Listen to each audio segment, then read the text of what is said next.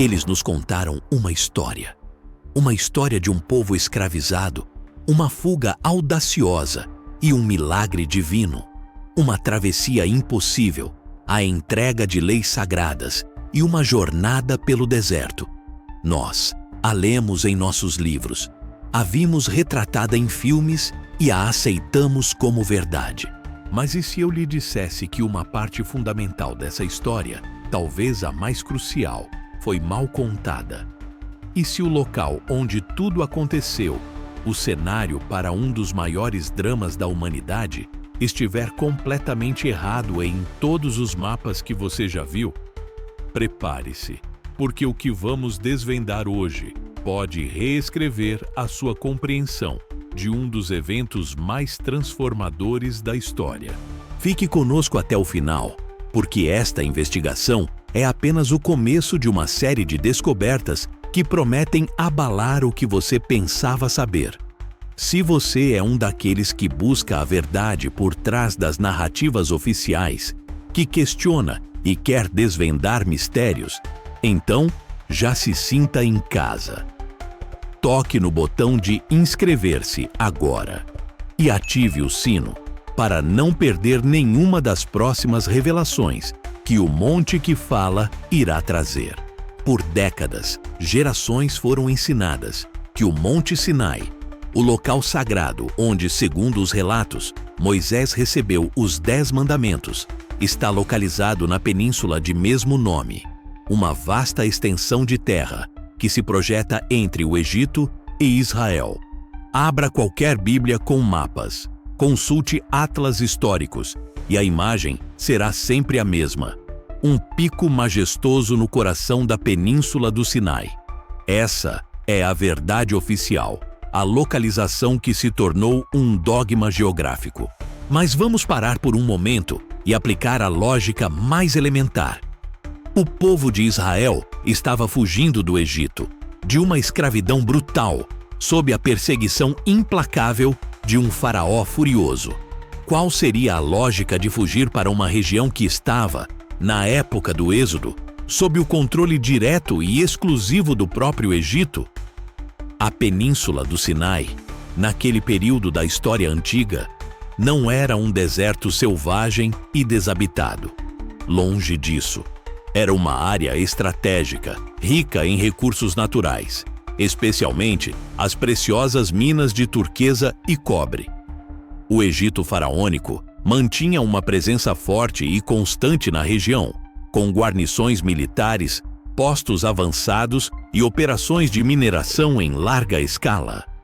Escravos e mineradores egípcios trabalhavam sob o sol escaldante, extraindo as riquezas que abasteciam o império. Se os israelitas tivessem cruzado o Mar Vermelho e entrado na península do Sinai, eles não estariam escapando do Egito. Eles estariam, na verdade, adentrando um território que era, para todos os efeitos práticos, uma extensão do próprio Egito. Seria como fugir de uma prisão para outra cela, talvez um pouco maior, mas ainda assim, sob o mesmo carcereiro. A lógica da fuga, da busca por liberdade e por uma terra prometida, desmorona completamente diante dessa evidência geográfica e histórica. Eles precisavam de um lugar seguro, um refúgio que estivesse fora do alcance do faraó, um lugar onde pudessem se reagrupar e receber a lei de seu Deus, sem a sombra constante da perseguição egípcia. Onde seria esse lugar? A resposta, surpreendentemente, esteve ali, clara como a luz do dia, em um dos textos mais antigos da humanidade. A pista mais contundente, um farol a guiar nossa investigação, não vem de mapas antigos ou de escavações arqueológicas controversas, mas de uma fonte que muitos consideram inquestionável, a própria Bíblia. Mais especificamente, das palavras do apóstolo Paulo, um homem que, após sua conversão, dedicou sua vida a decifrar e ensinar as Escrituras. Em sua carta aos Gálatas, no capítulo 4, versículo 25, Paulo faz uma afirmação que, para aqueles que a leem com olhos abertos, é um divisor de águas. Ele diz de forma inequívoca: ora, Hagar é o Monte Sinai. Pense nisso por um momento. Na Arábia, não na península do Sinai, não em uma extensão do Egito, mas na Arábia. Essa é uma declaração com implicações monumentais. Se o Monte Sinai está na Arábia, então toda a narrativa geográfica do Êxodo, como a conhecemos, precisa ser reavaliada. Paulo não era um geógrafo amador. Ele era um erudito, um homem de sua época que conhecia o mundo ao seu redor. Ele estava escrevendo para uma comunidade que também tinha alguma familiaridade com a geografia regional. Essa não é uma especulação teológica, é uma afirmação geográfica direta. A Arábia, para Paulo e para as pessoas daquela época, referia-se à vastidão de terras que hoje conhecemos como Arábia Saudita e seus vizinhos. Não a uma península egípcia. A Bíblia, portanto, em sua própria voz, sempre nos apontou para o lugar correto. Fomos nós, com nossos mapas modernos e nossas interpretações pré-concebidas, que insistimos em procurar no lugar errado. Essa simples frase de Paulo é a chave que destranca o verdadeiro mistério do Êxodo. Ela nos força a questionar a verdade oficial e a buscar as evidências onde elas realmente deveriam estar. A narrativa bíblica nos oferece outra peça crucial do quebra-cabeça, um detalhe que, quando conectado à declaração de Paulo, forma uma linha de raciocínio irrefutável. Antes de receber sua grande missão e confrontar o faraó, Moisés era um homem em fuga. Ele havia matado um egípcio que maltratava um hebreu e, por esse ato, teve que escapar da ira do faraó. A Bíblia é explícita sobre para onde ele fugiu: a terra de Midian. Onde fica Midian? A localização histórica e geográfica de Midian é amplamente aceita pelos estudiosos. Ela se situava na porção noroeste da atual Arábia Saudita, na costa leste do Golfo de Acaba. É ali, na terra de Midian, que Moisés encontra Jetro, se casa com Zípora e passa 40 anos como pastor de ovelhas. Foi enquanto apacentava o rebanho de seu sogro, Jetro, que Moisés teve o encontro mais extraordinário de sua vida. A Bíblia nos conta que ele guiou o rebanho para além do deserto e chegou ao monte de Deus, Horebe. E foi ali, nesse monte de Deus, em Horebe, que a sarça ardente se manifestou e Deus falou com Moisés, comissionando-o para libertar seu povo. Se Moisés estava na terra de Midian, que é a Arábia, e se ele levou o rebanho para além do deserto até o monte de Deus, Horebe, então esse monte simplesmente tem que estar na Arábia. Não faz sentido que ele estivesse em Midian, pastoreando ovelhas, e de repente atravessasse centenas de quilômetros de deserto, cruzasse o Golfo de Acaba para a península do Sinai, tivesse o encontro com a sarça ardente e depois voltasse para Midian para informar Jetro. A logística e a coerência geográfica da história exigem que o monte de Deus estivesse acessível a partir da terra de Midian. E Midian, como já estabelecemos, é a Arábia. As peças se encaixam. A declaração de Paulo e a fuga de Moisés para Midian apontam para o mesmo lugar. O Monte Sinai não é uma montanha na península do Sinai. É uma montanha na Arábia, na terra de Midian. Essa simples verdade reconfigura todo o trajeto do Êxodo. Agora, vamos abordar um dos pontos mais dramáticos e milagrosos da narrativa do Êxodo: a travessia do Mar Vermelho. A história tradicional, em um esforço para racionalizar o milagre, muitas vezes sugere que a travessia ocorreu em algum dos mares de juncos ou lagos rasos que se estendem ao norte do Golfo de Suez. Nessas águas rasas, a ação de ventos fortes e persistentes poderia, de fato, expor o leito do mar por algumas horas, permitindo uma travessia sem a necessidade de uma intervenção divina espetacular. O problema com essa interpretação é que, embora ela tente explicar o evento de forma natural, ela esvazia o milagre de seu significado.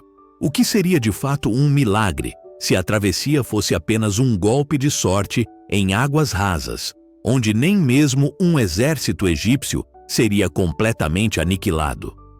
Onde estaria a demonstração inequívoca do poder divino que a Bíblia descreve?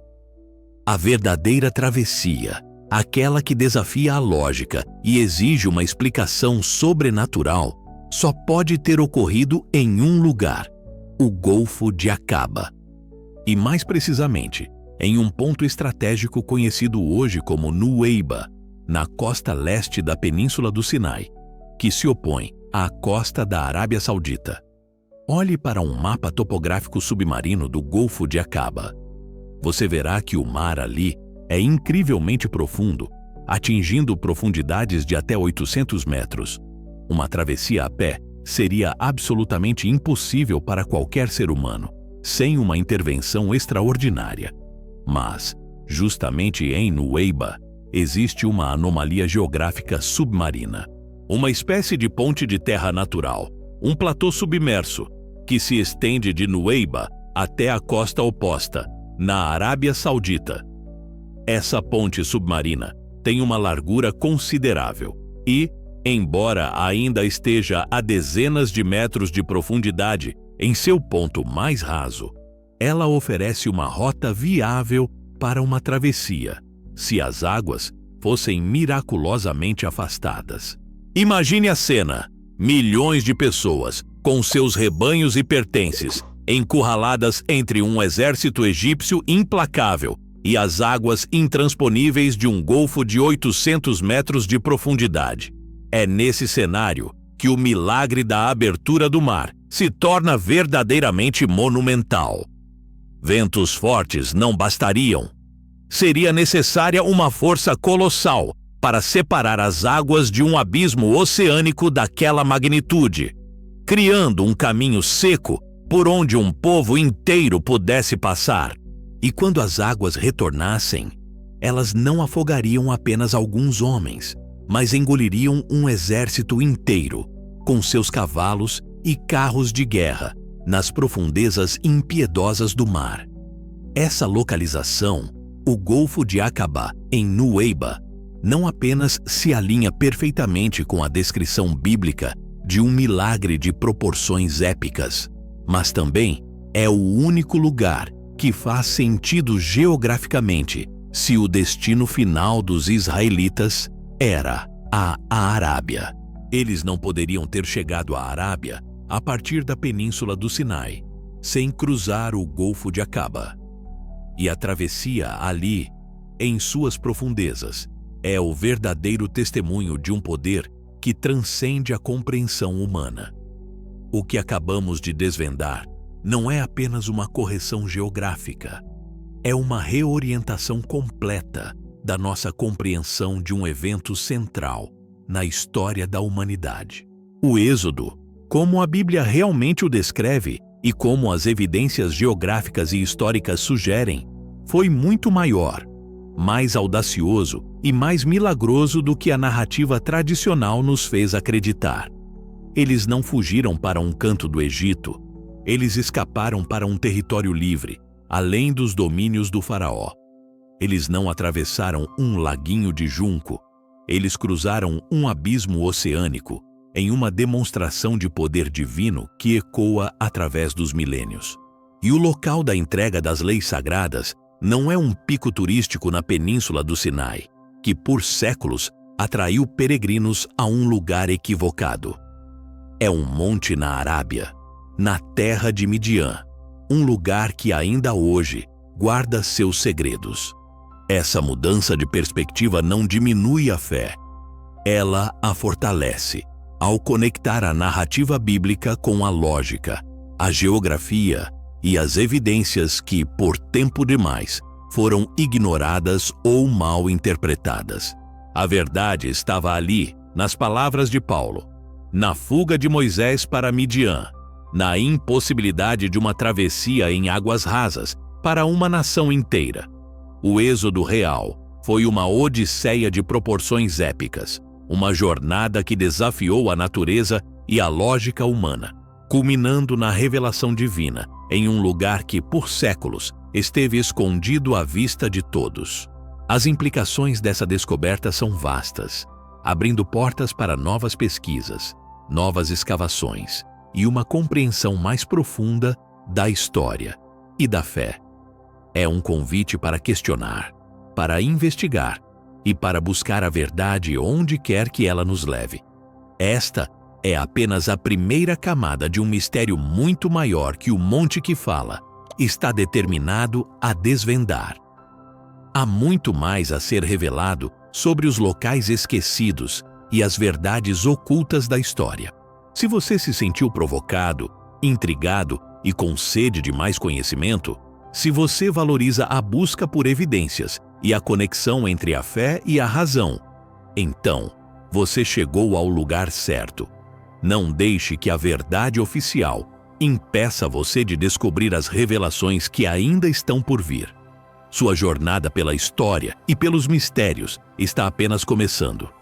Deixe seu comentário abaixo com suas impressões sobre o que foi revelado hoje. Sua opinião é fundamental para nós. Compartilhe este vídeo com amigos e familiares que também buscam a verdade. E claro, se você ainda não o fez, inscreva-se no canal Monte que Fala e ative o sino de notificações. Assim, você será o primeiro a saber quando desvendarmos o próximo segredo. Até a próxima, e que a verdade continue a nos guiar.